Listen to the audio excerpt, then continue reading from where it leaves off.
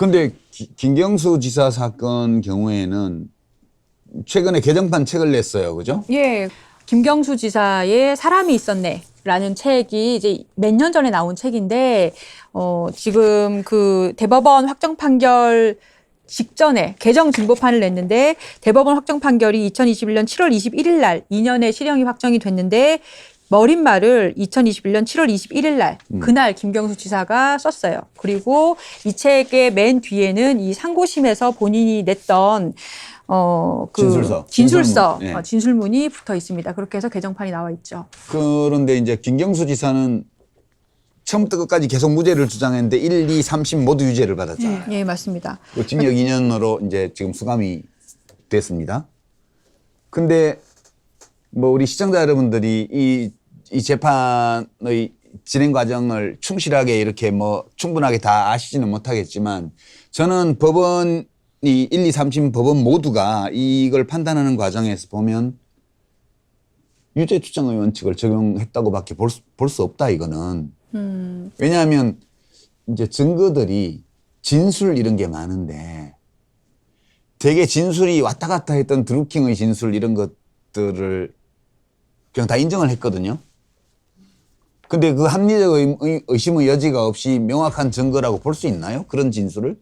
어때요? 볼 수 없죠. 그래서 그 드루킹 진술 같은 경우는 이제 한명숙 사건이나 유우성 사건처럼 참고인의 진술이 검찰에서 조작된 건 아닌데 일관성이 없고 서로 모순되는 진술을 하고 있는데 거기에 대해서 그 드루킹 진술을 그냥 인정해 버리니까 그러니까 바로 유죄가 돼 버린 거예요. 이게 지금 이 사건에서 최대 쟁점이 일단 김경수 경남지사가 그 드루킹이 운영했다라는 댓글 조작 프로그래밍 킹크랩의 존재를 알았는지, 그리고 그 댓글 조작 프로그래밍 킹크랩을 같이 공모해서 그걸로 댓글 조작해라라는 것을 용인하고 공모했는지인데. 그렇죠. 그게 핵심이죠. 예, 근데 이 사건에서 그러면 사실관계에서 공모의 증거가 되는 것이 2016년 11월 9일 날 드루킹 그 사무실을 방문해서 댓글 조작 프로그램인 킹크랩의 시제품 작동 시연을 김경수 지사가 받냐 안 받냐에 대해서 진술이 계속 엇갈렸던 거죠. 어떤 식으로 엇갈렸던 건가요?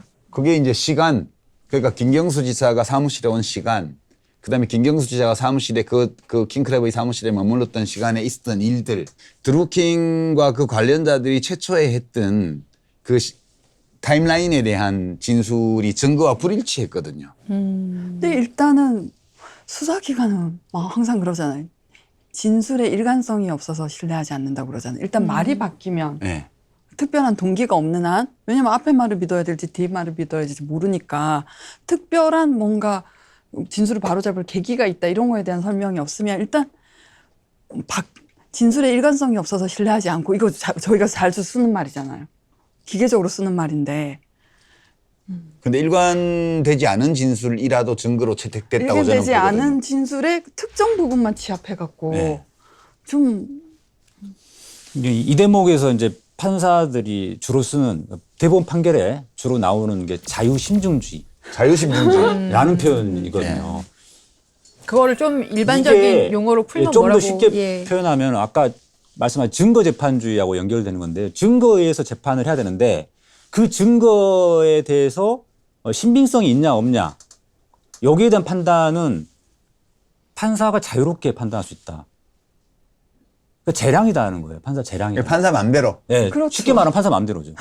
다만 판례에다가는 그럴듯한 말을 붙여놔요. 다만 그 자유심증주의도 합리적인 범위 내에서 해야지, 그걸 함정 기준을 일탈하면 그거는 자유심증주의 원칙을 위반한 것이다. 이렇게 예외 규정은 들어 있어요. 근데 실제로는 앞부분만 가지고 자유심증주의 원칙에 반하지 않는다.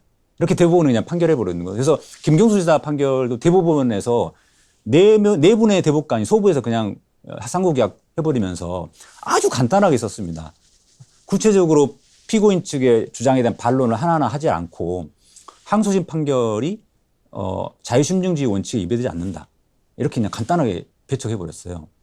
한마디로 말해서 드루킹 진술을 믿고 안 믿고는 1심, 2심 판사의 마음인데, 그게 합리적인 기준을 일탈했는지 여부에 대해서는 그냥 판단 안 하는 거죠. 판례다와는 그럴듯하게 뒤에 그 예외적으로 일탈할 때는 안 된다라는 것을 써놓긴 하지만 그건 화려한 이제 말 기술에 불과하고 실제로는 판사 마음대로 그쵸, 라고 자유심- 해버린다는 거예요. 예.